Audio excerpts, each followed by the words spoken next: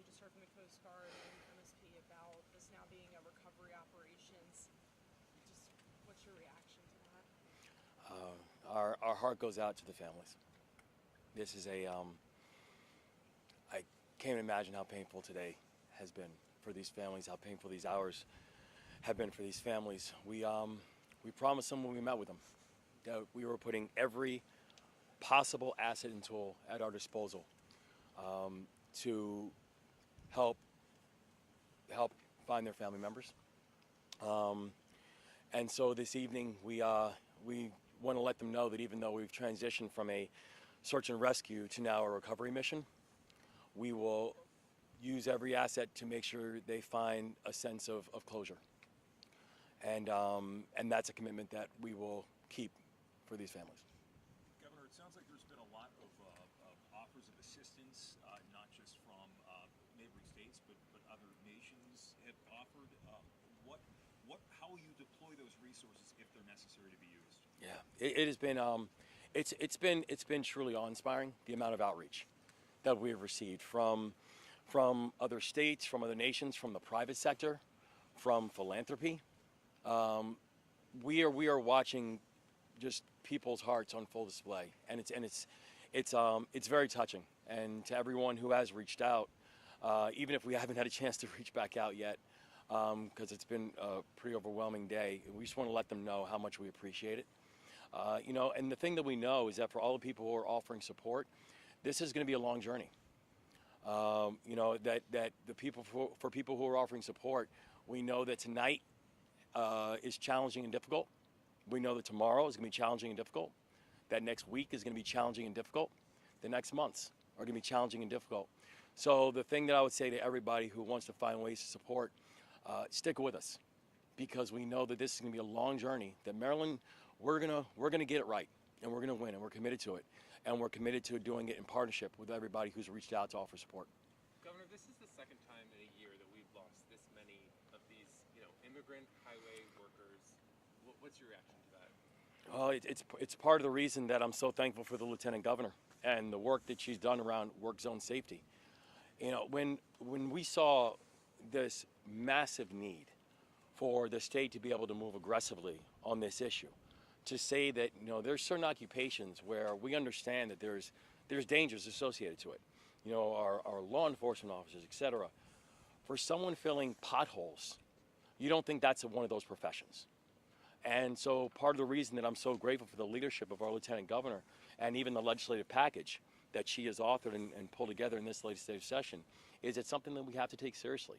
And it's something that we have to have a greater sense of just a more aggressive approach to it, to making sure that people who are in work zones feel a sense and a measurement of safety, but also that people who are outside are respecting those who are working in those zones as well. And I don't know if there's anything you want to add as well to that. Yeah, sure. So as the governor mentioned, one of our value statements is to leave no one behind. And that means every worker in the state of Maryland.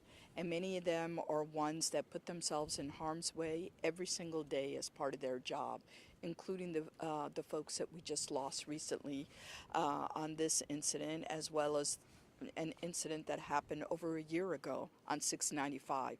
So we're going to do everything we can to strengthen our laws, increase enforcement, make sure we get the education out there to let drivers know to be careful as they drive, not to speed.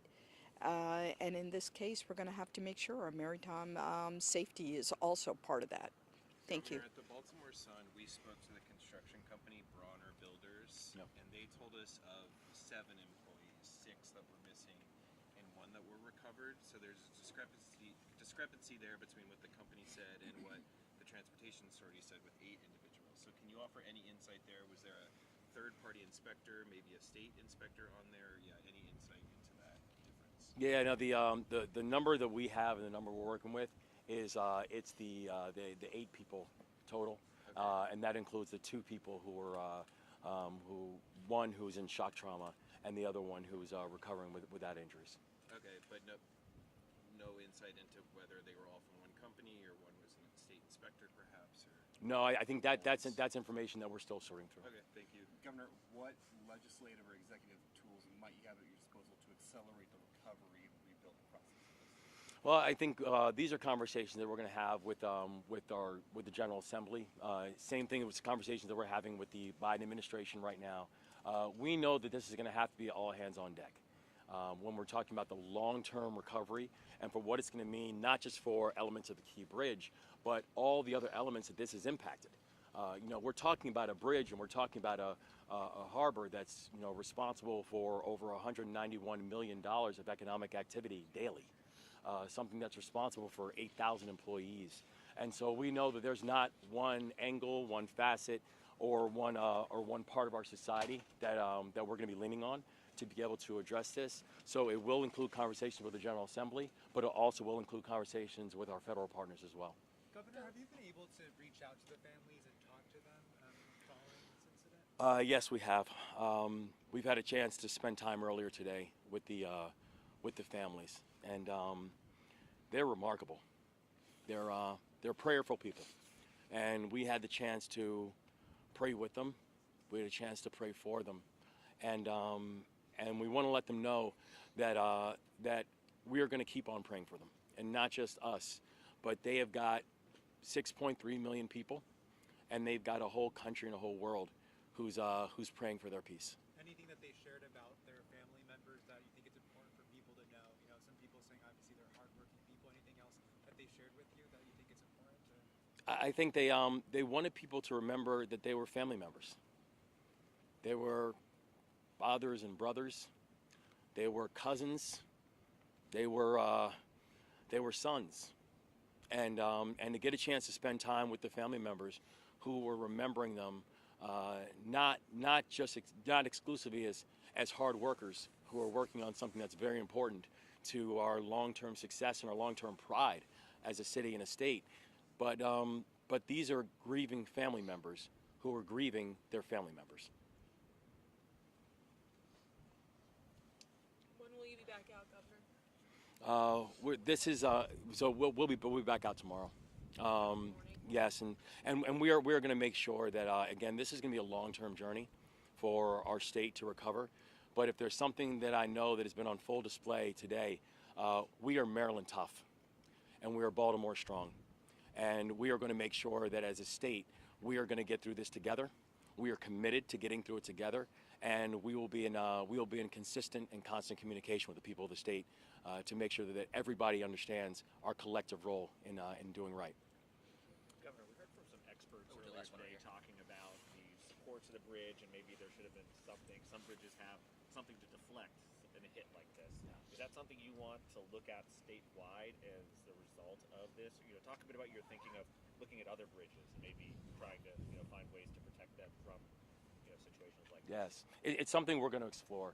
We're going to do a complete and full analysis of not just what happened in this scenario, in this situation, and this is a relatively, this is an unprecedented situation, right, where you have a ship of a cargo mass that large moving at that speed. It's difficult to understand what infrastructure could have taken that level of hit and that level of direct hit.